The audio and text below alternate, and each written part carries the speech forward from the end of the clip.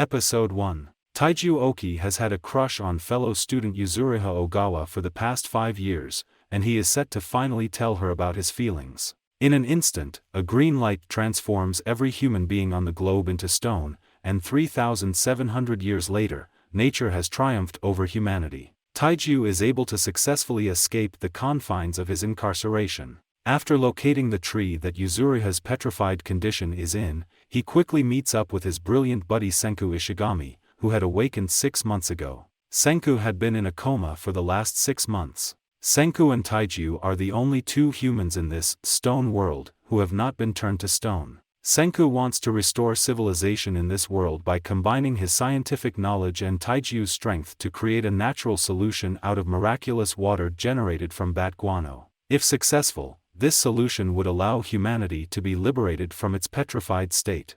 After a year of research and development, the 2 buddies finally come up with a formula for a viable, revival fluid combination. Episode 2. Senku and Taiju create a quantity of resurrection fluid sufficient to release 1 person from stone. Taiju decides that Yuzuriha will be the first person to test this. However, they are immediately pursued by a pack of ravenous lions, which compels them to instead reawaken Tsukasa Shishio, the most powerful warrior in their village, to defend themselves against the lions. Tsukasa is seen wearing the skin of the male lion that he killed and skinned himself. As Tsukasa demonstrates his worth as a hunter by supplying the group with food, Senku entrusts Taiju with the task of gathering seashells and grinding them into calcium carbonate as the initial step in developing a more advanced society. However, Tsukasa discloses to Senku his goal to kill petrified people to establish a society devoid of corrupt adults.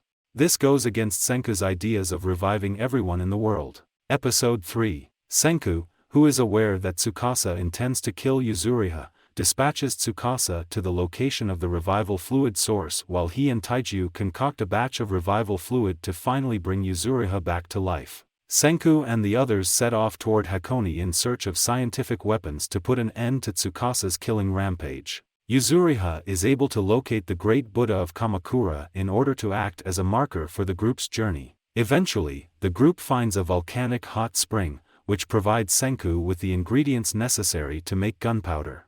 Episode 4. After Senku successfully manufactures a quantity of gunpowder, which Taiju inadvertently sets ablaze, the gang notices a new source of smoke in the distance, which suggests that there are further survivors. Tsukasa locates Senku after he chooses to further fire the gunpowder in order to use it as a smoke signal. Tsukasa decides to use Yuzuriha as a hostage in order to gain the recipe for the regeneration fluid. When Senku is forced to give up the formula to rescue Yuzuriha and is faced with the decision of whether or not to give up science to live, he thinks back to when he first gained an interest in it and how he first met Taiju. Senku makes preparations for his death at the hands of Tsukasa because he would not give up research.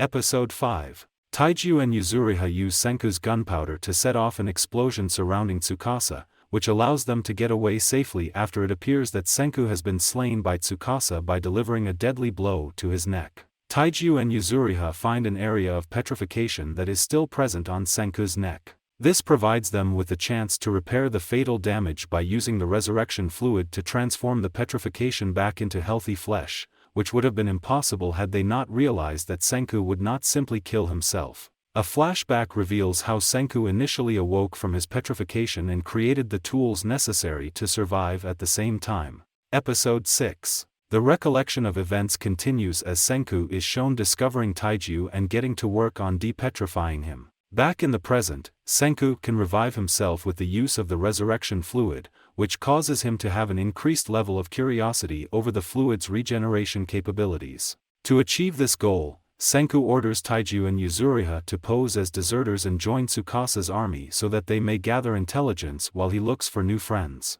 In the meantime, a mystery girl by the name of Kahaku makes an effort to assault Tsukasa, but Tsukasa manages to corner her and confine her behind a tree before continuing on her way to the Miracle Water Cave. After Tsukasa has departed, Senku finds Kahaku on his own and can utilize his scientific knowledge to devise a block and tackle system that would allow the tree to be removed from Kahaku.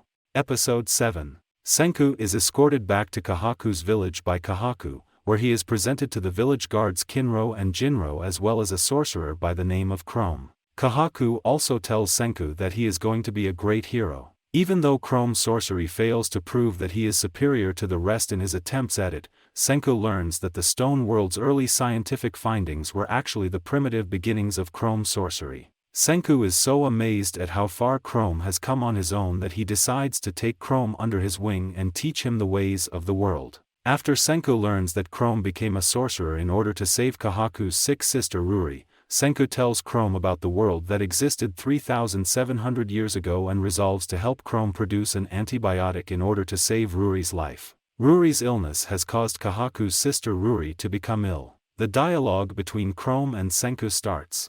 Episode 8. As Senku, Kahaku, and Chrome continue their search for the components necessary to build an antibiotic, they receive aid from a different inhabitant of the hamlet named Suka. Episode 9. In this episode, a revived wizard from Senku's time, Gen Asajiri, approaches the party. Gen Asajiri was Senku's predecessor. Tsukasa tasked General Asajiri with confirming Senku's passing, but Asajiri stated that he will instead produce a fabricated report. Gen Asajiri was dispatched by Tsukasa to verify that Senku had passed away, but he maintains that he will present a fabricated report. Senku takes advantage of an unanticipated downpour in order to effectively turn the iron that he has been working on into powerful magnets by utilizing the storm to do it. While Gen is using his street magic to ward off an aggressive villager by the name of Magma, the other members of the gang are putting together a power generator with the magnets, which eventually results in the redefinition of the light bulb.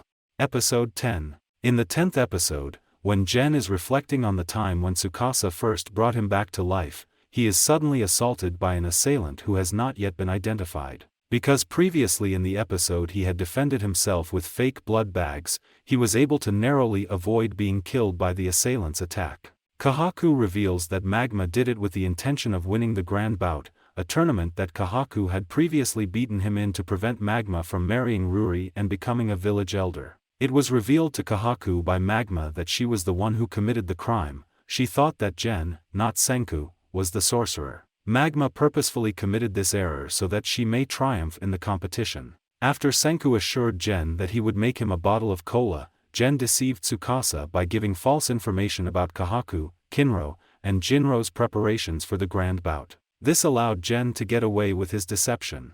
Episode 11. Using the glass that Senku fashioned earlier, Senku fashions a pair of eyeglasses out of quartz sand for Suka, who has difficulty seeing well as a result of her myopia. Chrome decides to employ the services of a skilled craftsman by the name of Kasiki because he does not possess the skills essential to glassblowing functional laboratory instruments. In a short amount of time, Kasiki is able to adjust to the unfamiliar chemical. Jinro receives an offer from Senku to forge a silver spear as part of a dangerous mission in order for them to get access to their new laboratory. Jinro accepts the offer. Episode 12. It has been revealed that the silver spear that Senku fashioned is in fact a sensor that can detect dangerous chemicals emerging from a pool of sulfuric acid, which is required in order for them to make the antibiotic. Senku fashioned the sensor out of silver. Senku, who is aware of the risks involved, makes Chrome an offer to teach him everything he knows about science on the off chance that Chrome may perish.